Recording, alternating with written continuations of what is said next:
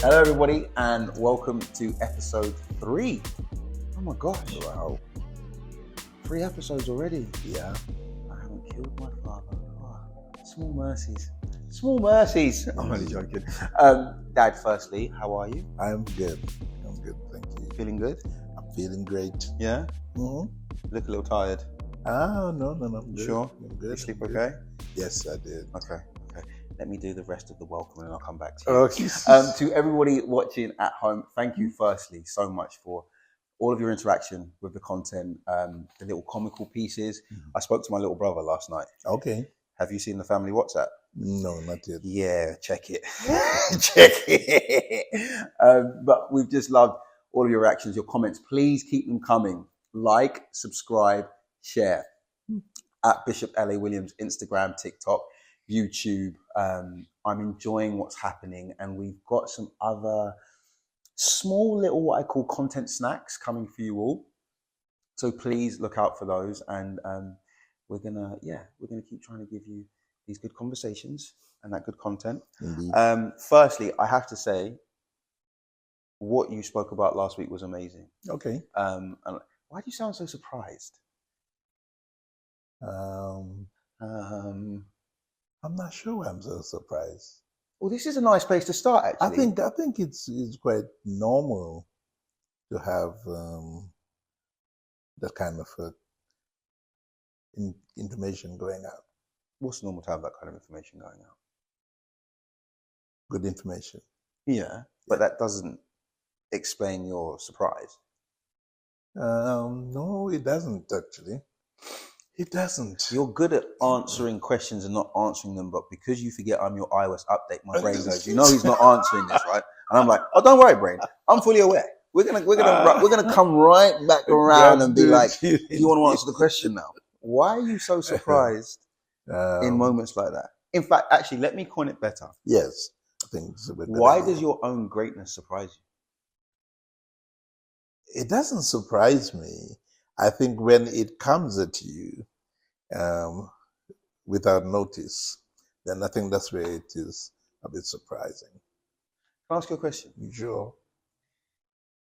Do you think when the angels go to God and go, God, you're great, he goes, I am?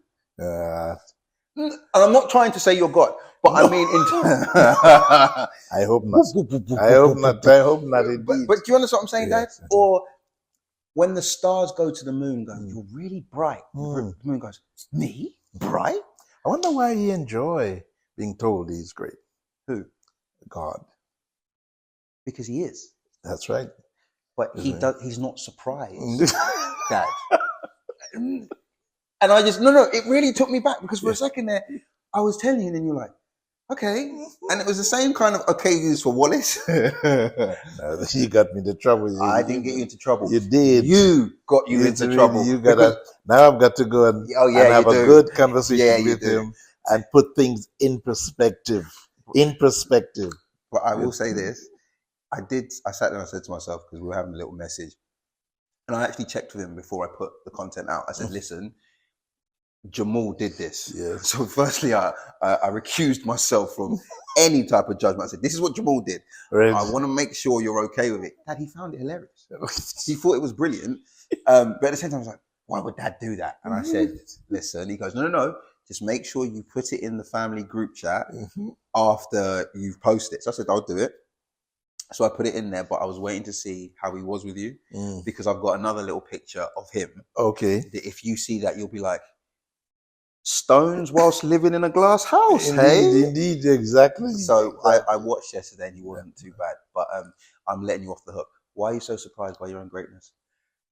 Because you don't normally have it come from your son. I think that's what it is.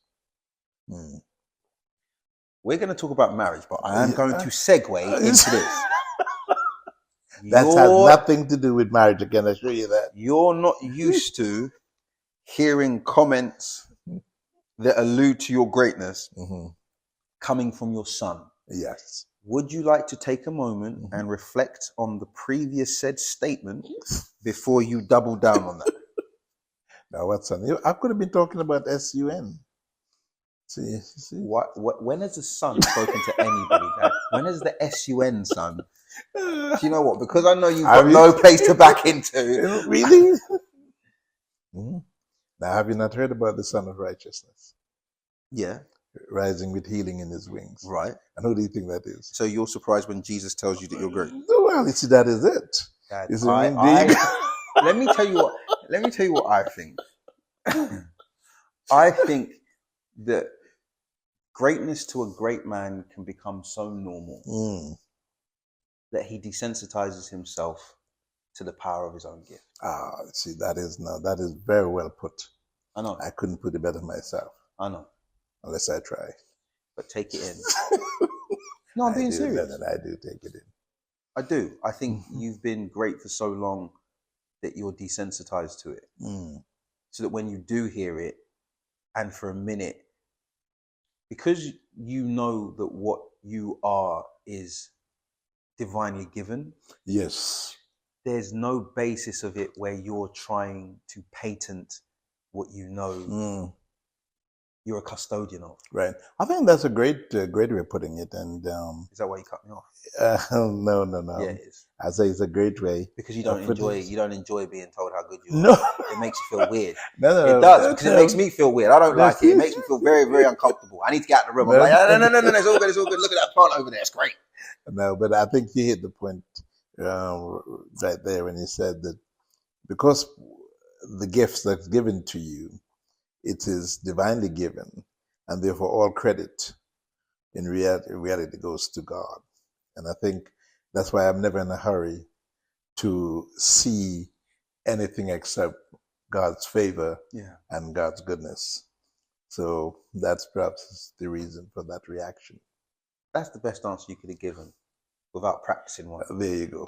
Nice. I got to see what's really in your heart. Nice. Okay, there you go. That's yeah. You can stay. Now, Dad, you touched on some amazing topics. That's a lie. You touched on some amazing subtopics with regards to what we were talking about where marriage was concerned. And I almost want to give you actually a little bit more leeway just to kind of naturally lean into this third part of the conversation and where you want to go. Anything that you kind of obviously want to recap. And then there's obviously a couple of things that I want to ask along the way, but I also just want to allow you to kind of paddle upstream, whichever way. I think the fact that so many people wants to know about the process.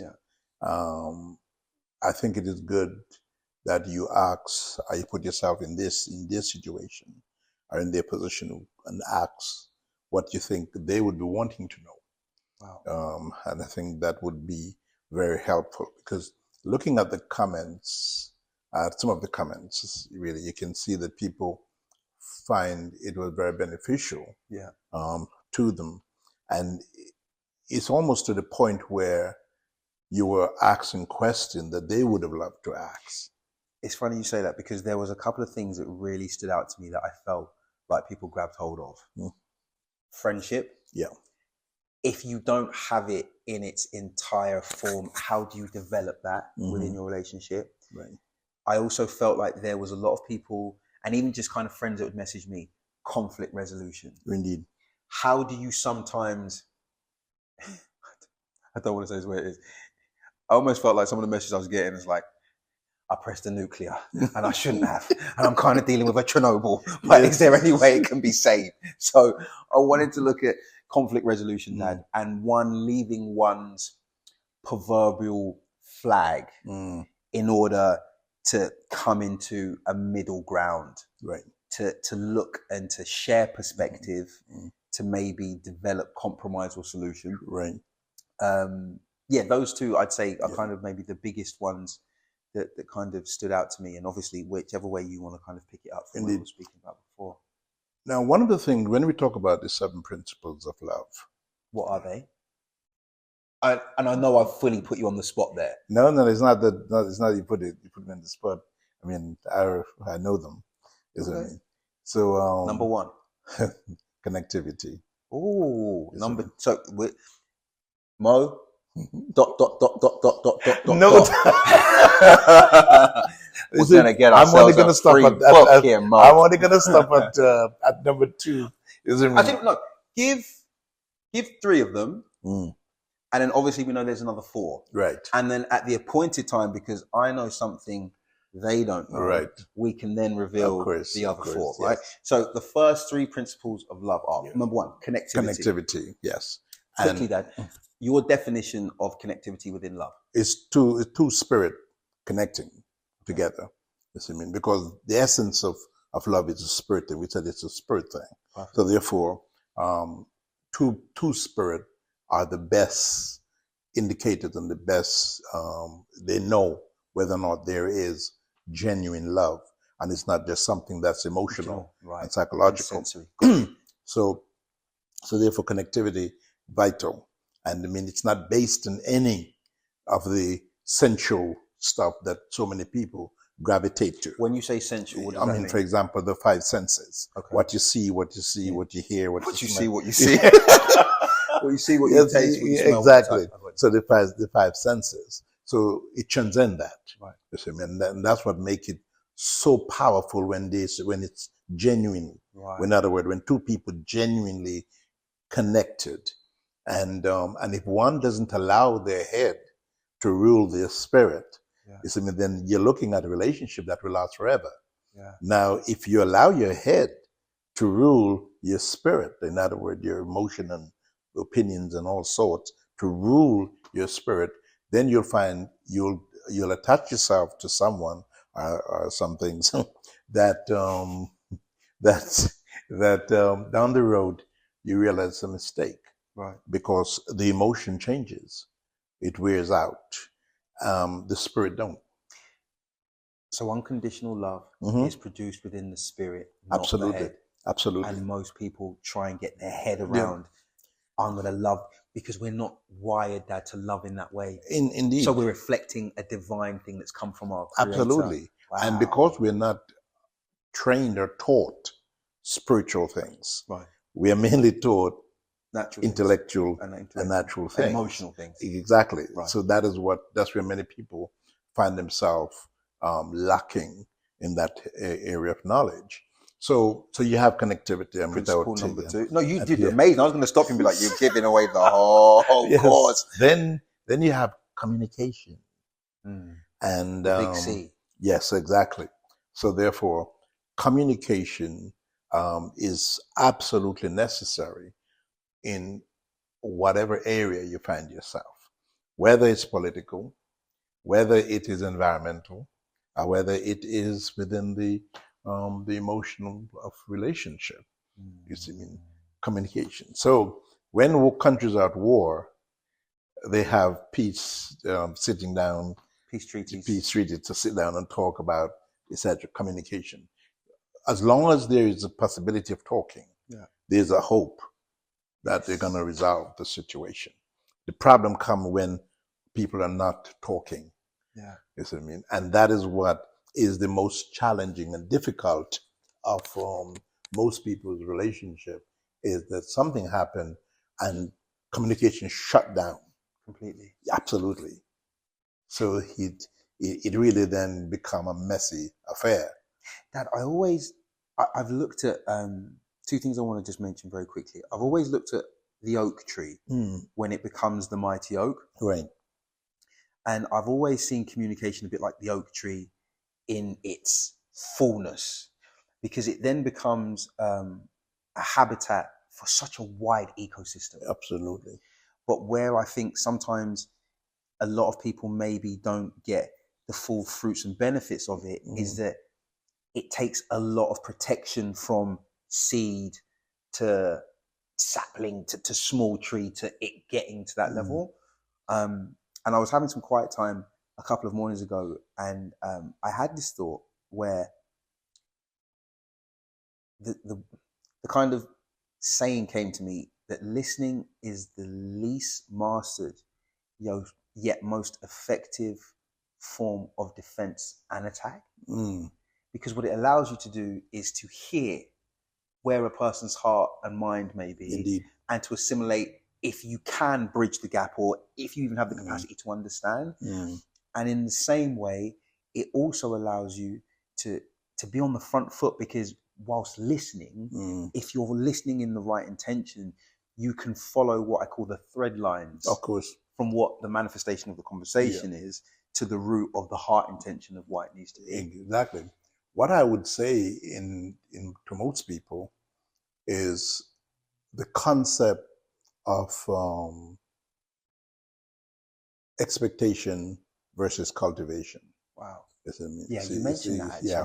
You see, now this is what is so critical, especially within communication.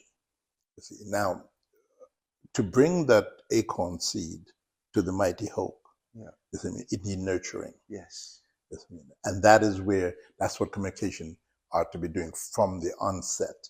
From the first time you say to the person in your life, or whoever within your relationship, I love you, or I want to develop whether friendship or whatever a capacity you want to develop with that individual, right there, one has to see cultivation as the essence of developing that whole thing. Now, communication is one of the best form of cultivation. See, and when you don't have any expectation, but rather waiting on cultivation, then nobody's going to be disappointed. You see, that is one of the main things. Now, what causes a lot of strife between individuals is that they are what is called disappointment because of expectation. You see, so when you're cultivating, then the only disappointment is whether or not you have done a good job or you didn't. And that is how communication really helps any relationship.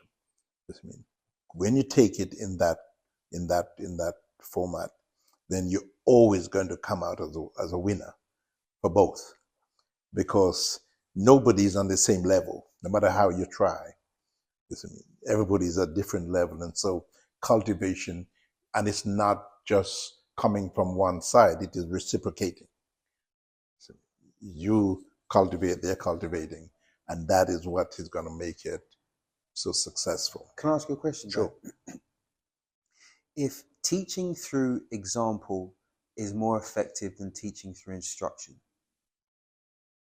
do I need the other person to meet me halfway in my desire to cultivate in order for me to be consistent and see what I am trying to plant come forth? Yeah. Because sometimes I feel like we definitely live in a moment and a time where unless you match what I'm doing, I'm not going to give more than I need to. Absolutely. And I do feel like that sometimes when I listen in certain conversations, that what stops a person going that little bit further is that they didn't see reciprocated what they were giving out. And I wanted to ask, is there a place, just based on what you said, is there a place where you have to know what you're willing to do and to work according to your capacity, right, and then allow that other person to either match you or get a decent understanding of what their limitation might be? Indeed. Well, I think personally that if a person, and this is based on love being the foundation of what you are into. See, now, if love is the foundation, then love is not necessarily looking for the person to meet you necessarily halfway or quarter way or any other way. Dad, please say that one more time. If love is the foundation, you do not need the other person to meet you half, quarter, or anyway. No, you don't. This means when you find people talking about meeting halfway is when it's more within the head realm rather than the thing. So, and to bring in, as you say, even the biblical concept of it, that's why when God talk about his love for us, it's never based on what we're going to do for him. In fact, he provides a grace for what we can't do. Exactly. And even when we are everything that he hates, love transcends that. And Stop, Dad. You're giving some really good stuff. And if people are like me, they need a moment just to No, because you're on the train. And I'm like, whoa. Motion sickness. I just need a minute. Just a minute. If we reflect the thing that God has given to us, we'll never need a person to meet us where we can get to ourselves. Indeed. Because the onus is also on them to cultivate. And they're seeing the best version of it because it's example based. Who would go into a vineyard or a field, Dad, and see a harvest ready to, and not be encouraged or enthused to be like, I might go take this to my own little cabbage patch back home and put some. Exactly. And that is why I believe that for a lot of people, once they see genuine love coming their way, then it triggers a meaningful response to reciprocate, without you having to demand it, without you having to say it. And that is that's what brings happiness within a relationship. Now, for a lot of people, that relationship is like a business. You know what I mean? So I invest, you invest, and all of that. But love relationship is very different. It's a very, very different thing. And that's why you have different aspects of love. For example, you have what we call the divine love, agape love. And then you have things like friendship love. You got things like what they call it, this eroticism. They call it Philia. Philia. Philia is a friendship. Philia is friendship. Yeah. Eros Agape is divine. And Eros is that wild, erratic stuff that the world is oversubscribing to and killing themselves with. Absolutely. So if you bring that into what you perceive as a relationship, and that is your driving force, you get what I mean? Then that's where you find so many mess happening. You know what I mean? Because you meet or you're with somebody who is not even your friend. Much more to have that kind of deep spiritual love. So principle number 1 is connectivity. Yeah. Principle number 2 is communication. And the third and last one, because imagine if I'd let you do all 7. People be sitting there going,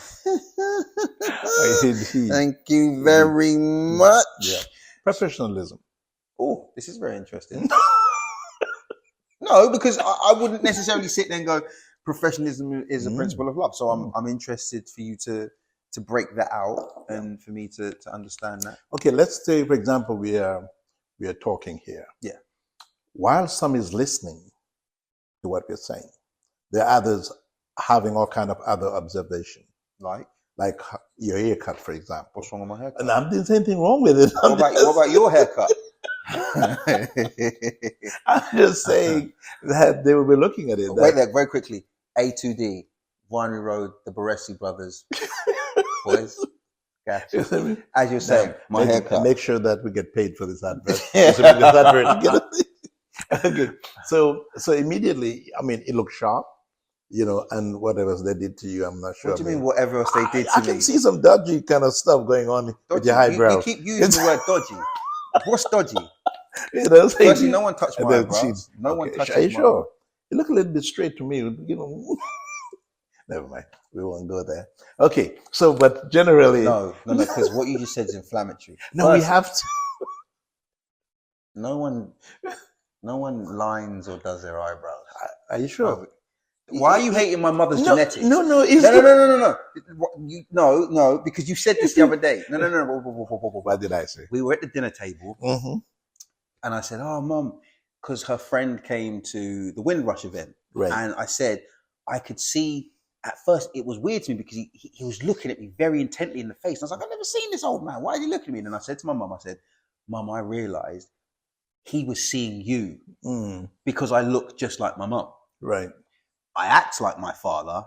I look like my mum. Like my cousin Gary, bless, rest obviously his mother's soul. I remember I was doing something for the Platinum Jubilee. Right. And she said when she saw me on TV, it's when she saw me smile, she went, that's all in. That's all in, boy. Yes. So I resemble my mum. You got my mum's features. So my mum's got good eyebrows. So Okay. what? Like, it's not my fault. You know, Right, the yeah. same way Wallace may want to talk to you about his feet. Like, Yes, yes. Very funny. no. Very funny indeed. Since we're all throwing a couple grenades, No, I got a couple with my own. Just like, no, I was just making a point. Right. That's all I was doing. And I was just making a point, just to let people know I'm not here waxing my eyebrows. To respond to professionalism. Okay. So let's get back to the point. Let's get back to the point. Yes. And leave my eyebrows out. My haircut's very. But so As when people look at you, yes, there's something about having a professional look, right? Whether it is casual or it is Smarter. formal. Yeah. Right. So it says a great deal, and I think a lot of people miss this in relationship. You know, they. I remember dealing with a case where a husband and wife were falling apart, and they called me to help to deal with it. And so I spoke with the husband, and then I spoke with the wife. One of the things that I asked, I said, "How do you present yourself?" Now he works at night, and yet so he's coming in the morning. We don't know what he's been fighting with all night. You know what I'm saying? But anyway, here he is coming in the morning. I said, "What meets him at the door? Do you put effort into the fact that he's coming in? I'm going to look my best, or do you just sort of drag yourself out of bed with a quilt on, or something look like a quilt, or even worse? You know what I'm saying? Yeah, no, seriously, Talk your stuff. I did. It's so good. And said, "What about your hair? I mean, how does it look?" And I said, "Your general presentation, because that makes a lot of difference as to whether you want to rush home or you want to stop at the pub, stop down the road someplace else." And that really sat well with her. She said, "I've never thought about it like that." And from that, from counseling with them on those kind of basis, they got renewed. Do you know what I feel? Why I love what we do with the podcast, that is because we run across the bridge we create. And the biggest extraction that I would say, if I could lay out flat, is that what you've just alluded to is an appreciation of weight distribution within two people that understand where they have the power of influence. Indeed. That his desire to provide and to create security, so that she doesn't have to worry, absolutely, should release her to be in a place where the glory of who she is, what she is, and how that can be presented is forefront in her mind, because she's honoring the person that would expose himself, put himself in harm's way and danger, absolutely, at the deficit of his energy and his creativity. Because most men, let's put it where it is, that if they don't own their own business, and sometimes even when they own their own business, that monotony of every day having to fight to just get a little bit to bring it back to. Indeed. And so even in kind of the example you gave, I can understand that, because that's two people appreciating the other person from their perspective, but through their own perception. Absolutely. And so, and so it's very, very, very important. Yeah. No more. I mean, you take, for example, if you go to the court, you can't just walk in there whether they like wearing suits or not. Yeah. You know what I mean? There's an etiquette. There isn't that etiquette there that you got to adhere to. And in relationship, there is some. And, when you walk around the shops and you look at sometimes the ladies versus the men, or the men versus the ladies, you'll see one looking rather professional, looking very presentable, attractive. The other one don't care what they look like. They look well, and okay, you drag me out here, so I'm just gonna come anyhow. I don't. And it is these some things that lend itself to conflict within relationship. And also it alludes to the fundamental foundation of the second principle, because often frustration breeds negative silence. Absolutely. Yeah. I think people are really going to look forward to the principles book. I think you have something there that's going to help everybody. Now, because we've reviewed some of what we were talking about over the last couple of episodes, naturally, Dad, where do you want to lean into and pick up from where we were talking about? I think one of the things that I think would be really good is to look at what we call shared responsibility. Oh, because relationship is not down to one person. no. You see, each person must understand that they equally shared that responsibility. It may vary as to how much at different times. So there are times when one is going to be more engaging in their responsibility, and there are times when the other one is going to be more. But it is that understanding with regard to the shared responsibility to attain to what I call the goals and the values and the goals that is set within the relationship. Can I ask you a little question just there? Go ahead. Can there be shared responsibility if there's not mutual accountability? Yeah. There should be mutual accountability, as much as possible. But I don't think that it should become a dogma. It shouldn't be set in stone, because circumstances altered cases. It changes situation. So a person must be adaptable to whatever is happening without feeling that, okay, for example, one partner may decide, okay, I'm not feeling so well today. So therefore, you're going to carry the whole responsibility today to give them a chance to rest, recuperate, re-energize, etc. And so on. So it is that kind of. Yeah, go ahead. No, Pop. I just stopped you. Keep going, because I can ask it at the end of this. Yeah. So that's why it is important, and that is why I, embrace cultivation so much rather than expectation, because wherever you need to fit in, whatever you need to do to grow what you're growing, then you're going to do it. The question I wanted to ask, and sorry for breaking your flow, even what you just said there, like a person will sit and they'll say to the other person, I'm not feeling great today, which means that, like you said, the responsibility leans on the other person. In terms of maybe the context of how I was trying to conceptualize that question, that to me would suggest that me telling you where my deficit is me being accountable to the partnership that we have. Absolutely. And then obviously the responsibility level allows you to go, right, cool, then for weight distribution, I can handle all this. So that's what I meant more so. That do you think there can be shared responsibility without? Oh yes, I mean there definitely can. How it's done, right, is oftentimes the issue. Because if it is done in what I call it an aggressive expectation, then that creates problem. If it's done in loving, it's like, okay, I'm gonna put some weight on you. Okay, so you're ready. Okay, and it is gentle load, and while you adapt to it. But if it's an attitude, okay, I'm just gonna chuck it on you, potentially break your back, then people are gonna find it offensive. Right. You see what I mean? And that is where it sort of lead to. So a great deal has to do with individual caring, sharing, and loving each other to want the best for them. Can I ask you a question? Now, I'm going to ask this so that basically I can get thrown out of the house because I've got another house to go to. Okay? Right. You can't get thrown out of your house. My mum, I love her. Sometimes I'll take her into work in the morning. Right.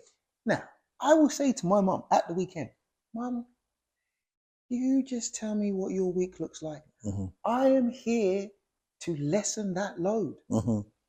If you get to me on a Sunday or a Monday, Mum, I'll give you my whole week. I tell you where my free parts are, points are, bloop, bloop, bloop, bloop, bloop. We'll get to Monday night. Right. I'll have an impression in my spirit, man, Dad. And something will be like, text your mum. Hey, Ma, are you okay? I'm okay, Sean. Are you sure? I'm a little bit tired. Would you like me to take you in the morning? Oh, that would be so helpful. Mum, did you know you wanted me to take you in? I was thinking about it. So then why would you not tell me? so that then I can help you, especially when I've come to you first and said, just tell me. Right. So sometimes I find myself, Dad, fighting between this juxtaposition of, I did tell you to tell me, Right. but I'm having to come and ask you about something I told you to tell me. How do I then cultivate the communication levels, Right, so that she can hear what I'm trying to say, right, on a basis of, I don't want to have to tell her everything I have to do, which is why I'm asking her to tell me at the beginning, because I don't want her to feel like, oh my gosh, Sean's got stuff going on, because she'll then say, but you're busy. And I'll be like, but I'm never too busy for you. right. But it's like she can't hear it. So what do you think? How do you think you can break through that situation? Because you see, life is a practice. Okay. You see, life is a practice. Really? So yes, everything you go through, you're practicing for something else. This is very deep. Yes. So now looking at it and having an understanding of the question you're asking, how do you think, faced with the same situation, how would you break through that? I would sit her down and be like, Mom, I love you. And you being okay helps me to be okay. Right. There are things that I can help you with here, but I need you to be able to tell me that the help I want to provide, is it effective in the areas that I'm trying to basically place it, right, and repatriate it.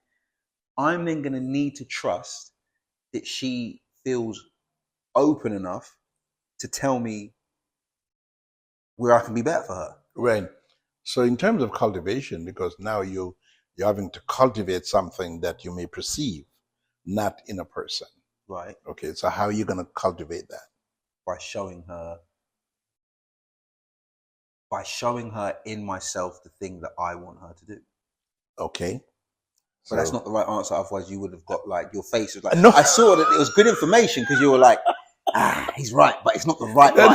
So, I saw it in your face, Dad. You were like, I see what you're saying, but that's not what I was looking for. What I'm saying is, for where you're at, it's a great starting point.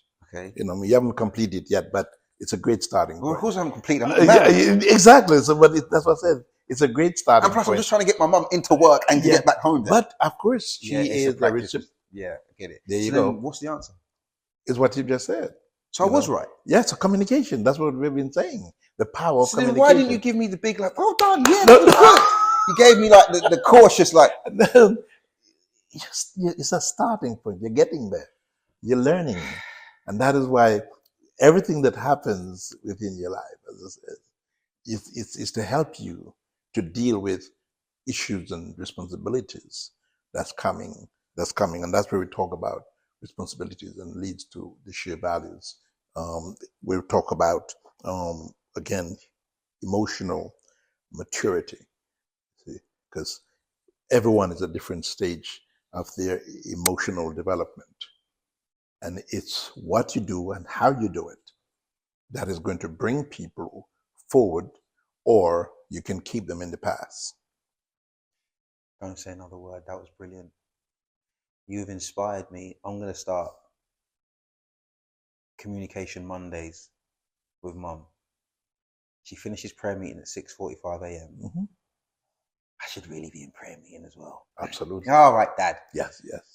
So, yeah, 6:45 to 7, we're going to have Communication Mondays. And because she should be spiritually lifted. I'm going to sit down and I'll be like, okay, cool. Because Jesus will still be hanging out. I'm going to find out, like, okay, cool. How do you need me to help this week? And that will be the basis of how I can help. Yeah. And be an example. Absolutely. And prepare. Yeah. Preparation is important. I heard you the first time. I want to thank all of you for hanging out with us again. Dad, you're brilliant. Thank you. You really are. Guys, please don't forget to like, subscribe, and share. We are on YouTube. We are on TikTok. We are on Instagram. We are on Facebook. My dad's already on Facebook. So please subscribe to all of the platforms. We also have the Patreon coming. So for those Patreon subscribers, we're going to have some bite-sized content snacks for you that I think you're really going to love. So sign up now. You will not regret it. Also, Spotify's, we have something really amazing for you. The first week in August, we're going to be having all of the podcast episode available on my dad's platform on Spotify. So guys, enjoy these conversations. Please keep interacting. Comments as well, lots of them, keep them coming. Also, what we're going to be doing is the day before filming will most likely be Wednesdays. We're going to provide a little space between 12 and 3 where my dad's going to ask on his social platforms any questions that anybody has. Please send them in. And then what the production team will do, we'll take the best ones. In fact, actually, we won't take the best ones. We'll take all of them and then we'll put them on the table and just randomly. Guys, wishing you a lovely rest of your week. We will see you same time on next week. Okay. Have a great week. Dad. Stay blessed. Bye, everybody.